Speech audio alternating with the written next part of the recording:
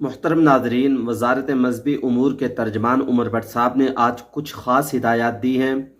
ایک کیمپ کے حوالے سے، دوسرا ادویات کے حوالے سے، ویکسین کے حوالے سے، جو پہلی فلائٹ جائیں گی جن کا حج لونگ ہوگا، جو مدینہ منورہ جائیں گی ان کے حوالے سے، اور دوسری جو فلائٹیں جائیں گی مکہ مکرمہ کی طرف ان کے حوالے سے، نسک ایپ کے حوالے سے، ادویات کے حوالے سے، حج کارٹ، ویزا اور ٹکٹ کے حوالے سے بہت خاص ہدایات ہیں۔ لوگوں نے سوالات پوچھے تھے، انہوں نے ان کے جوابات دیے۔ اس میں آپ لوگوں کے لیے بہت خاص چیزیں ہیں۔ میں آپ لوگوں سے کہوں گا اس ویلوگ کو آخر تک پورا سن کر جائیے گا، انشاءاللہ بہت زیادہ فائدہ ہونے والا ہے۔ نحمدہ و نصلی علی رسولہ الکریم۔ محترم ناظرین، بہت سارے ایسے لوگ ہیں جن کو ابھی تک پتہ ہی نہیں چل رہا ان کا حاجی کیمپ جو ہے وہ کہاں پر ہے، انہوں نے ویکسین کے لیے کہاں جانا ہے، کس شہر میں جانا ہے۔ محترم ناظرین، جب آپ لوگوں نے حج درخواستیں جس بینک میں جمع کرائی تھی، وہاں پر آپ لوگوں نے جو حاجی کیمپ سلیکٹ کیا تھا وہی آپ لوگوں کا حاجی کیمپ ہے ویکسین کے لیے اور بیگ وغیرہ اور ہینڈ کیری بیگ وغیرہ کو حاصل کرنے کے لیے، تو آپ لوگ وہیں جائیں گے۔ اور دیکھیں، اس بات کو سمجھ لیں، پاکستان کے جو 10 بڑے شہر ہیں جہاں ایئرپورٹ ہیں وہاں حاجی کیمپ لگے ہوئے ہیں، جیسے پشاور ہے، کوئٹہ ہے، کراچی ہے، لاہور ہے، اسلام آباد ہے، فیصل آباد ہے، ملتان ہے، رحیمی ارخان ہے، سکھر ہے۔ اس طریقے سے جو بڑے شہر ہیں وہاں حاجی کیمپ لگے ہوئے ہیں، وہاں آپ لوگ جائیں۔ عمر بٹ صاحب نے آج بتایا ہے کہ وہاں بیگ بھی موجود ہیں جو آپ لوگوں کو دینے ہیں، آپ لوگ جائیں، ویکسین بھی کرائیں اور اپنے بیگوں کو بھی حاصل کر لیں۔ دوسری چیز آپ لوگوں سے کہوں گا، اگر آپ لوگوں نے پاک حج ایپ کو ڈاؤن لوڈ نہیں کیا، انسٹال نہیں کیا تو اس کو کر لیں، کیونکہ وہاں نوٹیفیکیشن آ چکا ہے۔ مجھے 2 دن پہلے بھی لوگوں نے کمنٹس کر کے یہ بتایا ہے ہمارے پاس SMS آ چکا ہے، یعنی حاجی کیمپ جانے کا، ویکسین کے لیے۔ میں آپ لوگوں سے کہوں گا جن لوگوں نے حج ایپ کو انسٹال نہیں کیا وہ کر لیں۔ جو حج ایپ ہے اس میں نوٹیفیکیشن آ چکا ہے، آپ لوگ وہاں چیک کریں کس شہر کے اندر آپ لوگوں نے جانا ہے، ویکسین لگوانی ہے، اور جلدی جائیں وہاں جا کے ویکسین لگوائیں۔ اور اس کے علاوہ عمر بٹ صاحب نے یہ بھی بتایا کسی شخص کا حاجی کیمپ ہے لاہور میں اور وہ رہتا ہے ملتان میں، تو وہ شخص ملتان میں بھی ویکسین کروا سکتا ہے۔ اس کے لیے پہلے ملتان کا جو حاجی کیمپ ہے وہاں فون کر لے، ان سے رابطہ کر کے پھر وہاں جائے، وہاں بھی اس کا ویکسین کا جو عمل ہے وہ ہو جائے گا۔ اس کے علاوہ ادویات کے بارے میں انہوں نے یہ فرمایا، جو لوگ ادویات کو لے کر جانا چاہتے ہیں ان کے پاس ڈاکٹری نسخہ ہونا چاہیے، اور دوسری چیز ادویات کو وہ پیک کرا لیں۔ اس بات کو غور سے سمجھ لیں، خواب آور ادویات بالکل نہیں جائیں گی، وہ ڈرگس وغیرہ میں شمار ہوتی ہیں۔ اور اس کے علاوہ جو لوگ ادویات لے کے جا رہے ہیں وہ پیکنگ کروائیں اور ڈاکٹری نسخے کے ساتھ لے کر جائیں۔ منشیات والی ادویات، ایسی چیزیں بالکل نہ لے کر جائیں۔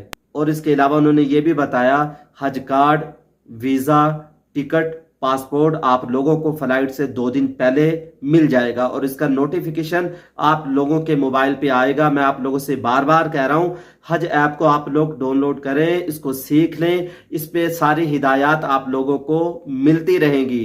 آپ لوگوں کو کوئی مکہ مکرمہ میں پریشانی ہے، کوئی شکایت کا ازالہ کرنا ہے تو آپ لوگ اسی ایپ پہ کر سکتے ہیں، اسی ایپ پہ ان سے رابطہ کر سکتے ہیں، آپ لوگوں کی مدد کی جائے گی۔ آپ لوگ حج ایپ کو ضرور انسٹال کر لیں۔ اس کے علاوہ نسک ایپ کے بارے میں انہوں نے یہ بتایا، جب آپ لوگ مدینہ منورہ پہنچ جائیں تو پھر اس کے ذریعے سے آپ لوگ پرمٹ لے لیں۔ محترم ناظرین، اس بات کو غور سے سمجھ لیں، پہلی فلائٹیں جو 15 دن جائیں گی وہ مدینہ منورہ جائیں گی، اور مدینہ منورہ کے اندر وہ لوگ 8 دن ٹھہریں گے۔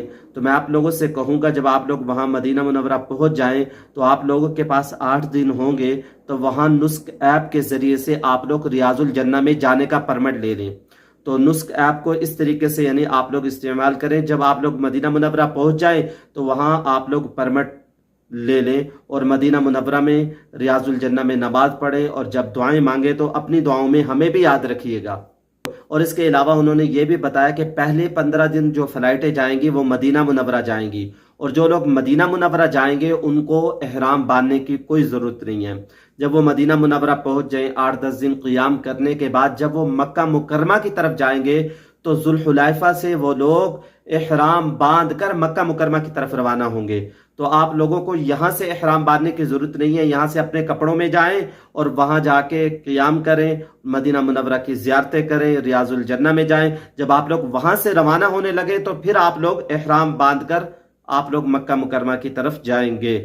محترم ناظرین، دوسرا وہ لوگ ہیں جن کی فلائٹیں مکہ مکرمہ کی طرف جائیں گی 24 تاریخ کو، وہ لوگ کیا کریں؟ وہ یا تو احرام گھر سے باندھ لیں یا وہ ایئرپورٹ پر باندھ لیں۔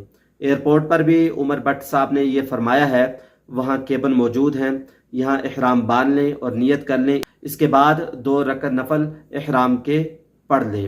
اور محترم ناظرین، آپ لوگوں سے کہوں گا جو لوگ بعد میں جانے والے ہیں وہ مکہ مکرمہ میں رہیں گے اور مکہ مکرمہ میں حج سے فارغ ہونے کے بعد مدینہ منورہ جائیں گے۔ حج فلائٹ یعنی واپسی کی جو فلائٹ ہے، یعنی واپسی کی فلائٹ سے 8-10 دن پہلے وہ مدینہ منورہ جائیں گے۔ جب آپ لوگ مدینہ منورہ میں جائیں تو اس وقت نسک ایپ کے ذریعے سے آپ لوگ ریاض الجنہ میں جانے کا پرمٹ لے لیں اور اس طریقے سے ریاض الجنہ میں جائیں۔ اور میں پھر کہوں گا، جب آپ لوگ ریاض الجنہ میں جائیں تو دعاؤں میں خصوصی طور پر آپ لوگ پوری امت مسلمہ کو اور مجھے بھی یاد رکھیے گا۔ محترم ناظرین، اس کے علاوہ بہت سارے لوگوں نے یہ کہا کہ سم جو ہے اس کے بارے میں بھی ویڈیو بنا دیں۔ میں آپ لوگوں سے کہوں گا اس دفعہ آپ لوگوں کے لیے بڑی سہولیات مہیا کی گئی ہیں، ان میں سے ایک ہے سم۔ آپ لوگوں کو یو فون کی سم دی جائے گی جس پہ 7 GB ڈیٹا ہوگا۔ جب آپ مکہ مکرمہ میں پہنچیں گے وہ سم ایکٹیویٹ ہو جائے گی جس میں منٹس بھی ہوں گے اور واٹس ایپ پہ کال کی سہولت بھی مہیا ہوگی۔ آپ لوگوں کو یہ سم دی جائے گی تو آپ لوگ اس کو احتیاط سے استعمال کریں، جس میں نیٹ ورک جو ہے، سوشل میڈیا جو ہے، یوٹیوب ہے، فیس بک ہے، اسی طریقے سے ٹویٹر ہے، وہ نہیں چلے گا۔ آپ لوگ کال کر سکتے ہیں، واٹس ایپ پہ وائس میسج بھیج سکتے ہیں، یعنی یہ سہولت آپ لوگوں کو اس میں دی جائے گی، اس میں مہیا ہوگی۔ محترم ناظرین، حج کے سفر کے اندر اپنی دعاؤں کے اندر خصوصی طور پر یاد رکھنا، میں ہوں آپ کا بھائی حافظ غلام مصطفیٰ، سعودی عرب سے۔ السلام علیکم ورحمۃ اللہ وبرکاتہ۔